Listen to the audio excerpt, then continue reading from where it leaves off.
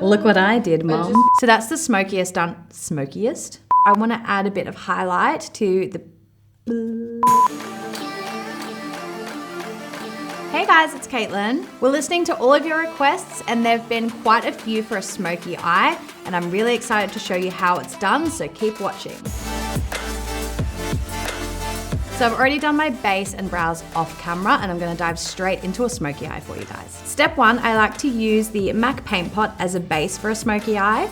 The color I'm gonna be working with today is Groundwork, so it has a little bit of a brown already to it to create that nice base. I like to start with the cream base as close to the lash line as I can, and then blending it further upwards, because this area here is where I'm gonna be going darkest with my smoky eye. Now for the powdered shadows, I'm going to be using the Natural Matte palette from Too Faced. I'm going to start off with a soft brown to go through my crease, just to have a little bit of warmth and definition before I go in with my darker color. So I like to blend back and forth through the crease of the eye, get most of the color onto the lid, and then blending whatever is left over on the brush further up towards the brow so it's seamless. Now I'm going to be going in with the darkest color that I'm going to be using for the whole look, which is Riskey Biz. I love this palette for a smoky eye because when I do a smoky eye, I love it to be all matte. And this palette is amazing for that because it gives me so many different color options to work with. I'm going to go in with this color closest to the lash line and really build on it from there, and then blend it upwards.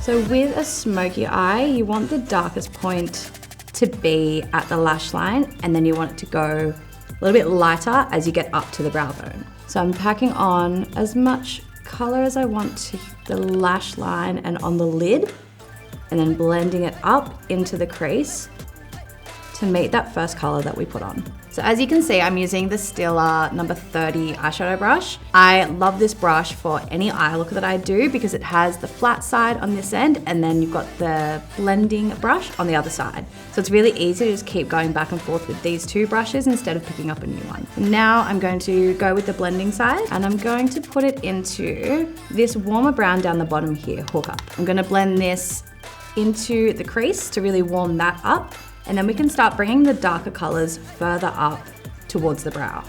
Don't be scared of bringing the color up above the lid space. When I'm doing a smoky eye and starting with a cream base, I like to do one eye at a time because I find that the shadows blend together easily before the cream sets. On my blending brush now, I'm just picking up a little bit of the darkest color that I used, and I'm going to blend that into the crease a little bit more so we can keep bringing it a little bit higher. So I'm gonna go onto my other eye now and do the exact same thing. So first we used the cream base all over the lid. Then I went through the crease a little bit with the soft brown, just to create a little bit of definition. Then we went with the darkest color from the lash line, working our way up and adding a bit of warmth into the crease to soften. I love this palette because I don't have any fallout. If you do have or experience a little bit of fallout, I like to just get a clean brush, swipe it off, and then fix it up with concealer where needed. Now I'm done with the darker colors, and the last step I want to do for the lid is go back in with that first soft brown that I used and just soften it a little bit more up towards the brow bone. To get a good shape with your smoky eye, visualize a line going from your lower lash line up to your brow bone and try not to go beneath that line. Before I do shadow on my lower lash line, I like to do a pencil eyeliner first in the waterline. I like to use a brown eyeliner instead of a black. I just find that it blends in better with the brown eyeshadows that I'll be using on my lower lash line. I'm going to be using the Urban Decay pencil liner in Bourbon.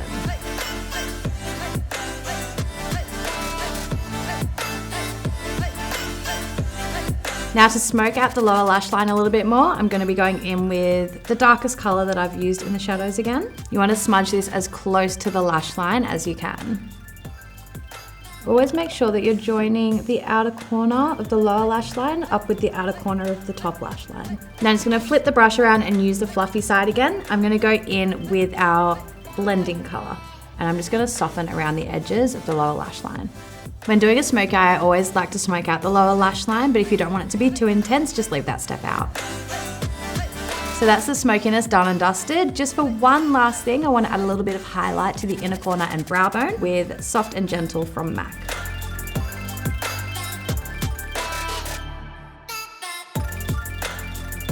No smoky eye is complete without mascara, so I'm going to be going in with my newest fave, the Hourglass Caution Mascara.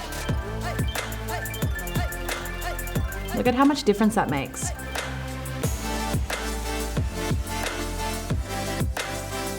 Now that we're done with the smoky eye, I'd like to go in and see if I need any more color anywhere on my face.